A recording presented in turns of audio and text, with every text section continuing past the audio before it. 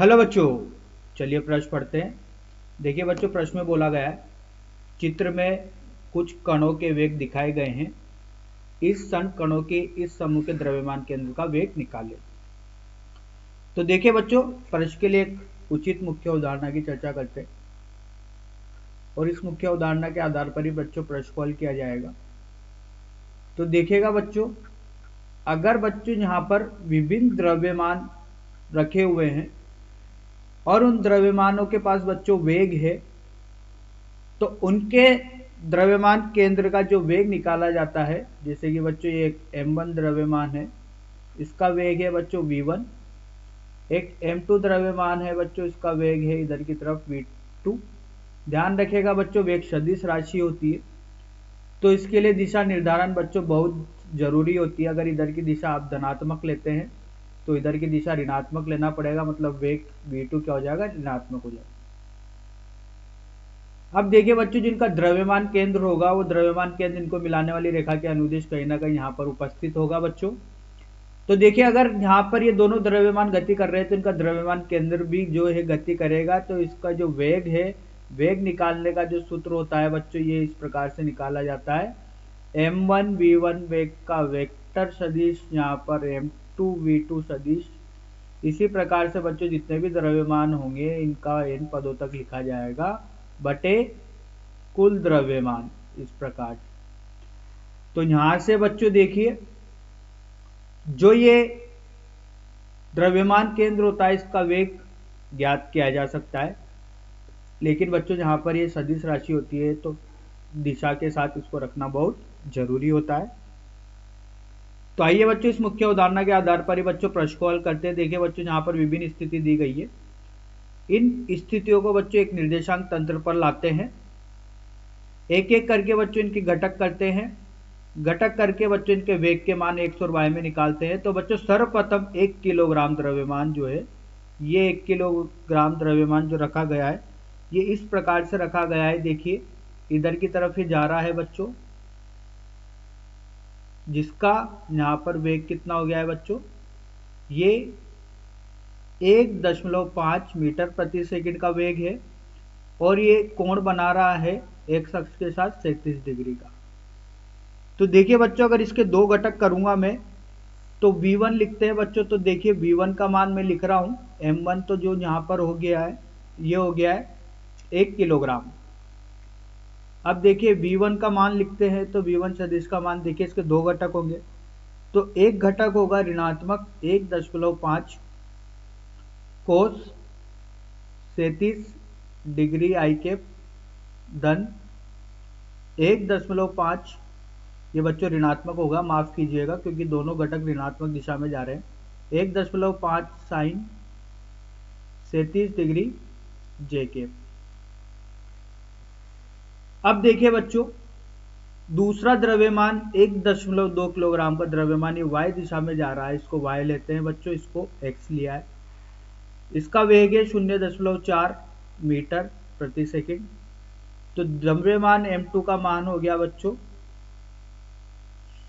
1.2 kilogram और इसका जो वेग v2 वेक्टर जो सदिश होगा ये होगा बच्चों 0.4 जे के। m3 का मान जो है बच्चों ये है 1.5 kg। तो इसका जो वेग का सदिश लिखा जाएगा, देखिए ये जा रहा है इधर की तरफ, देखिए कुछ इस प्रकार से जा रहा है, ठीक है। इसका वेग है 1 मीटर प्रति सेकंड और ये कोण बना रहा है बच्चों 37 डिग्री का। तो इसके जो घटक होंगे बच्चों ये होंगे ऋणात्मक कोस 37 डिग्री आई कैप धन साइन 37 डिग्री जे के, ठीक है बच्चों। चौथे द्रव्यमान का लिए देखते हैं, तो m4 का मान जो द्रव्यमान का है यह है 0.5 kg।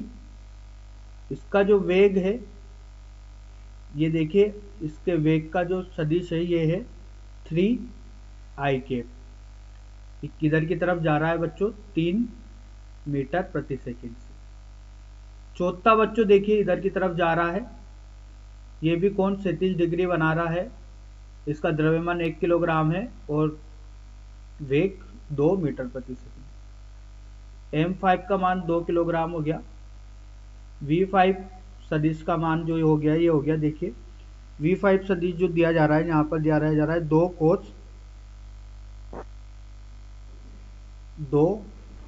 Cos 37 degree I cap ऋण 2 साइन 37 डिग्री जे कैप।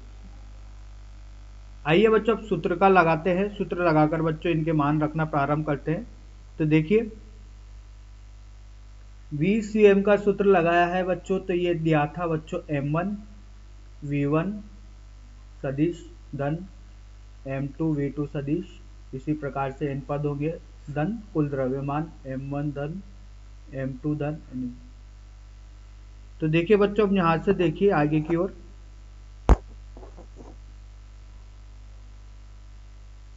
पहले का द्रव्यमान लिखते हैं, इसका सदिश वेग का सदिश लिखते हैं, तो ये होगा बच्चों 1 ऋणात्मक 1.2 आई कैप ऋणात्मक 0.9 जे कैप। हल करने के बाद बच्चों यही मिलेगा।